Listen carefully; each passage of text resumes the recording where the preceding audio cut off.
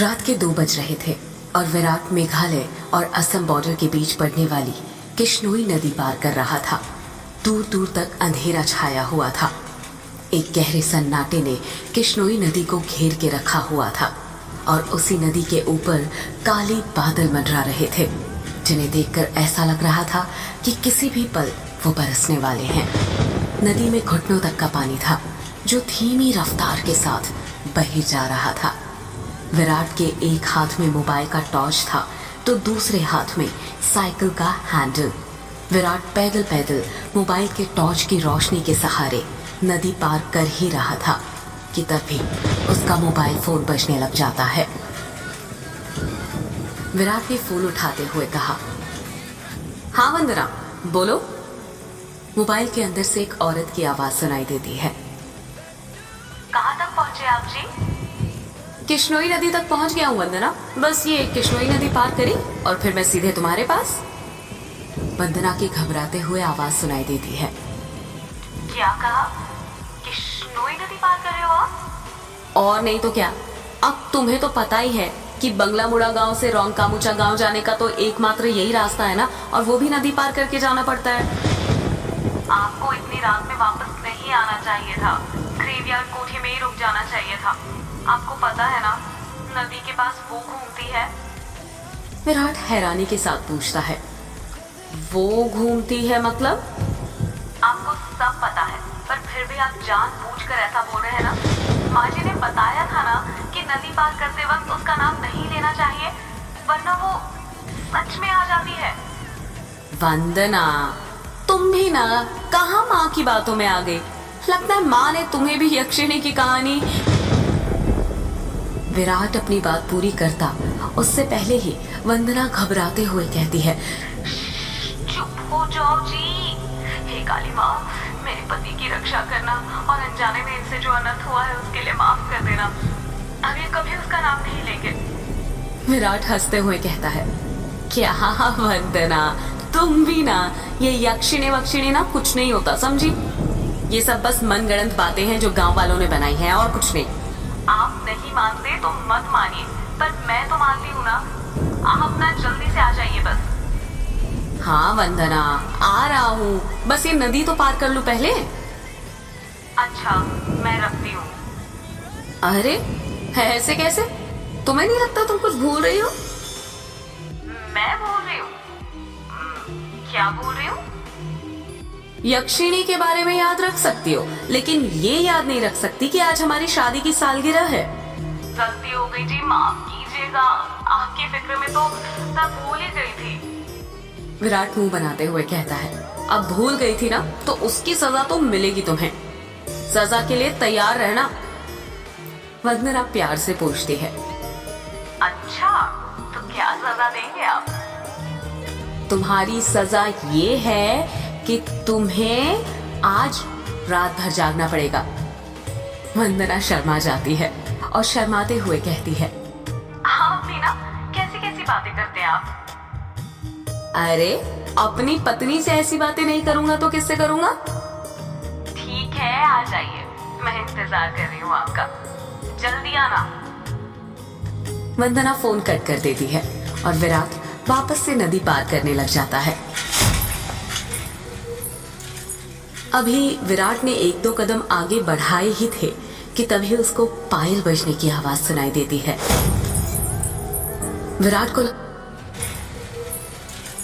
अभी विराट ने 1-2 कदम आगे बढ़ाए ही थे कि तभी उसको पायल बजने की आवाज सुनाई देती है। विराट को लगता है कि उसके पीछे से कोई लड़की भागते हुए निकली हो। पायल की आवाज सुनकर विराट जहां पर था वहीं पर रुक जाता है और पीछे मुड़कर देखने लग जाता है। जब वो पीछे मुड़ता है तो सिवाय अंधेरे के उसे कुछ दिखाई नहीं देता। उसके पीछे कोई नहीं था। ये वंदना भी ना यक्षिणी का नाम लेकर ना मेरे मन में ना उसका वहम डाल दिया है और वही वहम डरा रहा है मुझे। और वैसे भी मैं तो खुद यक्षिणी से मिलना चाहता हूँ। बड़े चर्चे सुने हैं उसके, सुना है बड़ी खूबसूरत है। इतना कहकर विराट वापस से आगे बढ़ने लग जाता है। विराट मुश्किल से अभी 1-2 कदम ही चला था कि तभी उसे नदी के किनारे पर एक काला साया दिखाई देने लग जाता है। उस काले साए को देखकर विराट के कदम अपने आप थम जाते हैं।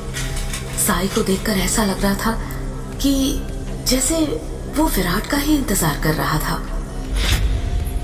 काले साए के पास से पायल के बजने की आवाज और चमेली के फूल की खुशबू आ रही थी। विराट के हाथ पैर कपकपाने लग गए थे।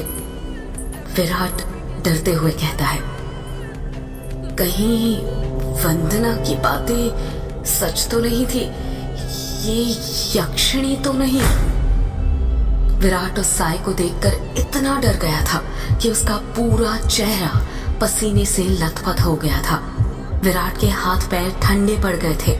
उसका दिल जोरों से धड़कने लग गया था। उसे समझ नहीं आ रहा था कि वो क्या करे। विराट डरते हुए कहता है, कौन है वहां पर? कोई जवाब नहीं आता है। सन्नाटा अब भी छाया हुआ था। विराट अपने मोबाइल का टॉर्च उस काले साए पर मारने लग जाता है। जब उस टॉर्च की रोशनी उस काले साए पर पड़ती है तो विराट देखता है कि वो साया और किसी का नहीं बल्कि एक लड़की का था। नदी के किनारे पर एक बहुत ही खूबसूरत लड़की खड़ी हुई थी, जिसकी उम्र करीब 24 साल और लंबाई 5 फीट 2 इंच थी।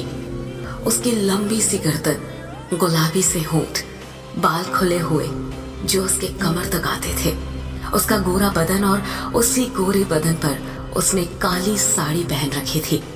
वो लड़की किसी अप्सरा से कम नहीं लग रही थी। वो इतनी खूबसूरत थी कि कोई भी मर्द उसका रूप देखकर अपनी हदों को भूलकर उसकी बाहों में मदहोश होना चाहेगा। वो लड़की अपने हाथ से विराट को इशारा करते हुए अपने पास बुलाती है। उस लड़की को देखकर विराट भूल गया था कि यक्षिणी जैसी कोई चीज भी होती है। विराट अपनी साइकिल को वहीं पर छोड़ देता है और जल्दी जल्दी उस लड़की के पास जाने लग जाता है, जैसे उसके बदन में कोई आग लग गई हो। विराट उस लड़की के पास जाकर उससे धीरे से पूछता है, कौन हो तुम और यहाँ पर क्या कर रही हो? क्या नाम है तुम्हारा? लड़की अपने चेहरे पर मुस्कान लाते हुए कहती है, नाम में क्या रखा है? जो रखा है काम में रखा है। कैसा काम? लड़की विराट की आंखों में देखते हुए कहती है, वही काम जो तुम घर पर जाकर अपनी पत्नी के साथ करने वाले थे। तुम उसे आज रात भर जगाना चाहते थे ना? क्या तुम मुझे नहीं जगाओगे? उस लड़की की आंखों में एक नशा सा था, जिसे देखकर विराट सब कुछ भूल गया था। ऐसा लग रहा था जैसे वो उसके वश में आ गया हो। विराट भी उस लड़की की आंखों में देखते हुए कहता है, हाँ क्यों नहीं, मैं तुम्हें आज रात क्या, कल परसों नरसों हमेशा जगा कर रखूंगा। कभी नहीं सोने दूंगा तुम्हें। इतना कहते ही विराट उस लड़की को अपने सीने से सटा लेता है और अगले ही पल दोनों नदी के रेत पर निर्वस्त्र पड़े हुए थे। दोनों के जिस्मों की गर्मी से रेत उनके शरीर पर चिपक गई थी। उस लड़की के बदन में से चमेली के फूलों की खुशबू आ रही थी। लड़की नीचे थी और विराट उसके ऊपर। विराट के माथे की पसीने की बूंदें ये साफ जाहिर कर रही थी कि वो थक चुका था और उसके बदन की सारी ताकत खत्म होने वाली थी। पर उस लड़की का चेहरा देखकर ऐसा लग रहा था जैसे अभी तो कुछ हुआ ही नहीं था।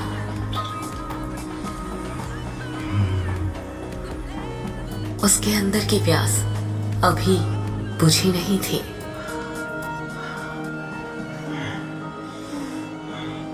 विराट अपनी चरमोत्कर्ष अवस्था में पहुंचने वाला था और कुछ ही पल में वो उस लड़की के बदन पर ध्वस्त होने वाला था। तभी उसकी नजर उस लड़की के वक्ष पर पड़ती है और वो देखता है कि उस लड़की के वक्ष पर धीरे धीरे झुर्रियां आने लग गई थी। उसके हाथ पैरों की नसें बाहर निकलने लग गई थी। उसके बाल काले से सफेद होने लग गए थे।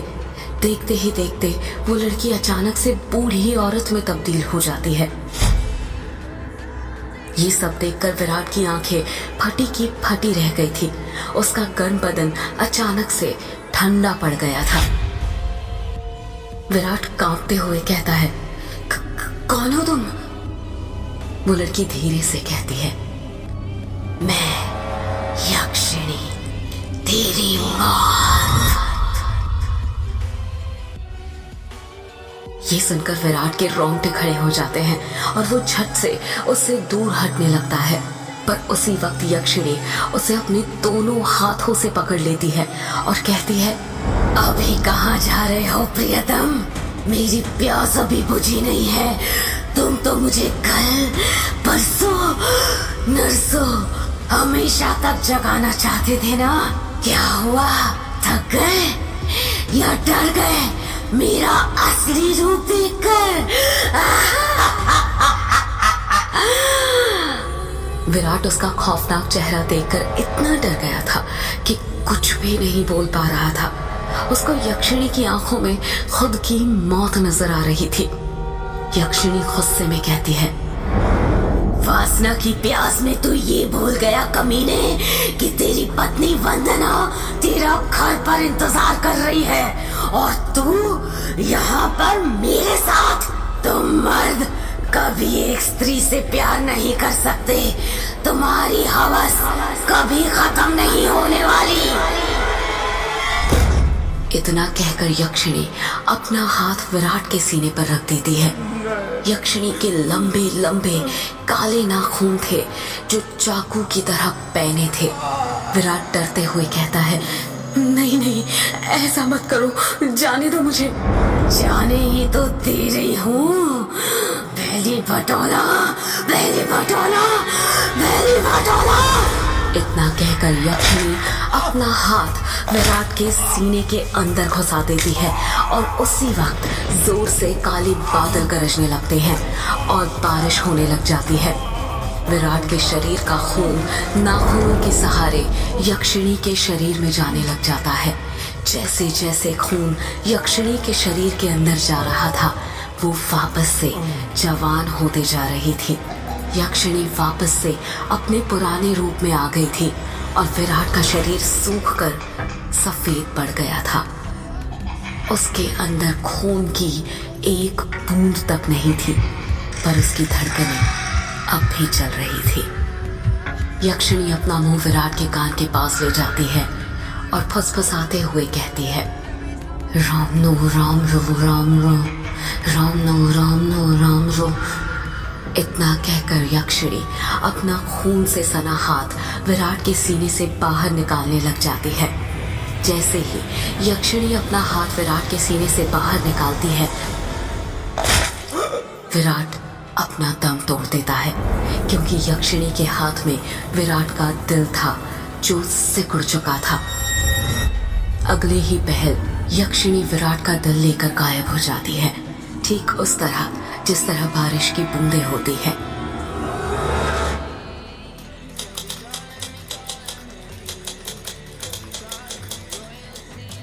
टाइपराइटर की बटन दबने की आवाज सुनाई दे रही थी। एक आदमी जो कि कोट पैंट पहना हुआ था, एक बंद कमरे में सफेद टाइपराइटर के ऊपर कहानी टाइप कर रहा था। उस आदमी ने बड़ा सा गोल चश्मा पहना हुआ था। कमरे के अंदर चारों तरफ बुक शेल्फ रखी हुई थी, जिनमें करीब 1000 से भी ज्यादा किताबें जमी हुई थी। टेबल के ऊपर ही एक एश ट्रे थी, जिसमें कुछ आधी जली तो कुछ पूरी जली सिगरेट और ऐश रखी हुई थी। लेखक खुद से कहता है, चलो ये भाग तो पूरा हुआ। अब दूसरे भाग में वंदना अपने पति की मौत का बदला लेगी, साथ में यक्षिणी के अभिशाप का पता भी लगाएगी और उसे ना इस अभिशाप से मुक्ति दिलाएगी। रीडर्स को बहुत दुख होगा विराट की मौत से, पर क्या करे, मौत होगी तभी तो हॉरर कहानी आगे बढ़ेगी ना। इतना कहकर लेखक एक सिगरेट जलाता है और उसके कश खींचते हुए अपने मोबाइल से किसी को फोन करने लग जाता है।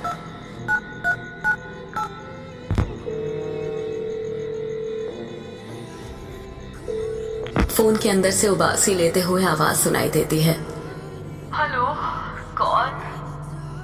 हेलो जगदीश, वो मैं बोल रहा था कि कहानी तैयार हो गई है। अच्छा सर, आप है, क्या कहा आपने? कहानी तैयार हो गई?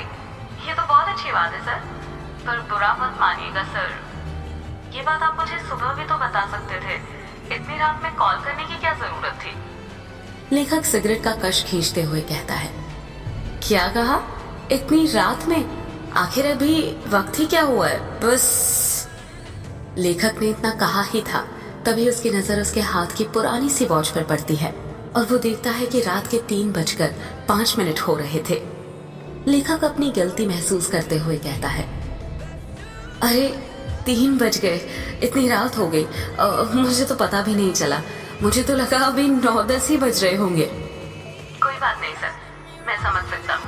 आप इतनी लगन के साथ इतनी कहानी लिखते हैं कि आपको वक्त का एहसास ही नहीं होता। हाँ, ये तो है।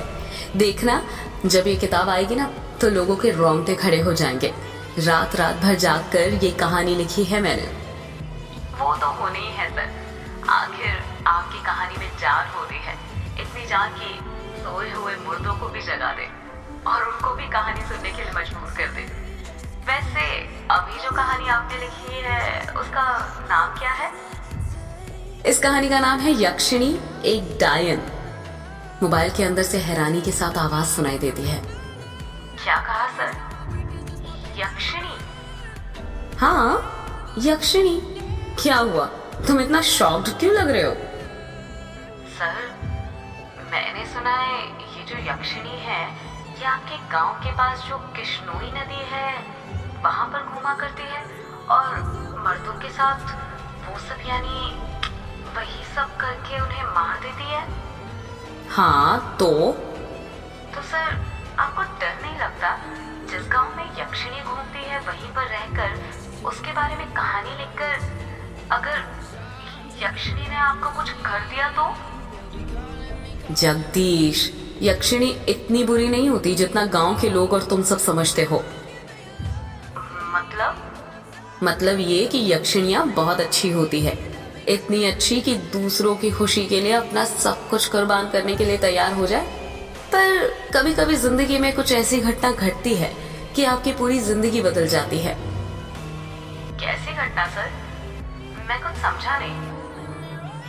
पौराणिक मान्यताओं के अनुसार हमारे ब्रह्मांड में अनेक लोक हैं, जिसमें देवी देवताओं, सुर असुर, राक्षसों का वास होता है। इन सभी लोगों की दूरी पृथ्वी से अलग अलग है।